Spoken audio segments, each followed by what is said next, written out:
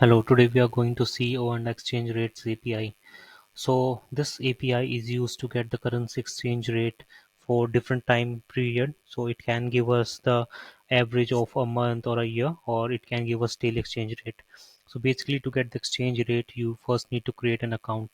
So as this is a paid service, you can create a trial account which will last for 7 days, and for that you need to fill out this form. After completing this form, you're going to receive a mail on your email which looks something like this, and here you have to activate your account. You just need to click on this and your account is activated. Post that, you're going to receive a email something like this, where you can see thank you for starting your 7-day free trial, and after that you are going to receive a unique API key. So this API key will be used as authorization while hitting the request to earn exchange rates API.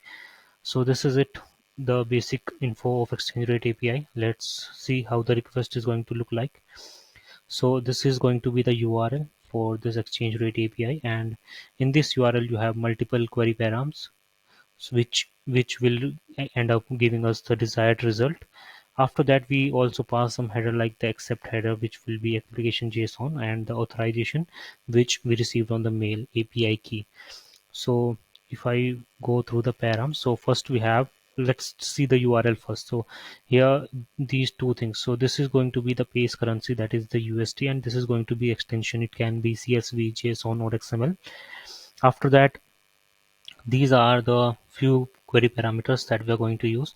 First of all is quotes. So quotes is like the target currency. If we don't pass quotes, we are going to get exchange rate of all the currencies available in OANDA database.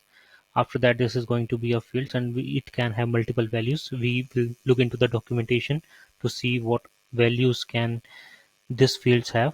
After that, we have data set. It also have multiple values, but it's not that much related. After that, we have this decimal places. So up to how many decimal places we need the result. For example, in this case we selected 5 and we have received the data up to 5 decimal place.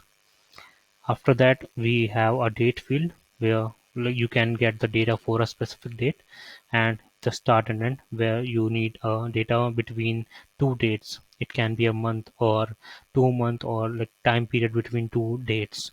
So this will give us that data. So currently I have choose this option, start date and end date, and I received the average of that data.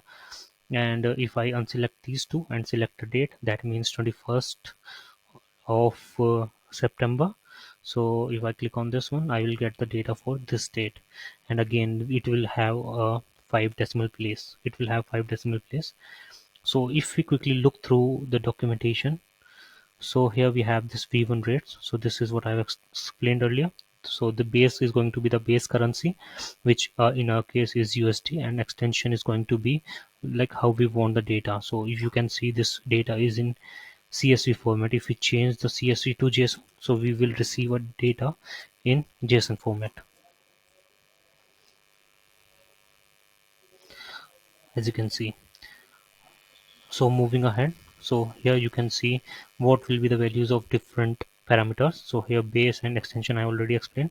API is going to be the key which you received on your email. Quotes will be the different currency, or I would say target currency. It can be USD, it can be CAD, it can be INR. Multiple values can, you can also pass multiple values. For example, you can pass quotes with USD, quotes with CAD, quotes with INR. So you can pass multiple values in quotes. Fields is going to be average, midpoint, high, lows, and all. You can explore that. Data set is going to be OANDA, crypto, ECB, and multiple values for this as well. So generally you don't need all those values, you just need OANDA. And after that, the decimal places. So decimal places can be 1 2 3 4 and up to 15 or all. So you can go through this documentation and get to know more about these decimal places. And after that, we have the date. So date, when we pass date, that means that we are going to get a data for specific date. Start and end date I already explained. If you want to get data between 2 days, that can be average, so you can get that. So this is it what we have for this video. I hope you like this one. If you do, then please like, share, and subscribe. Thank you.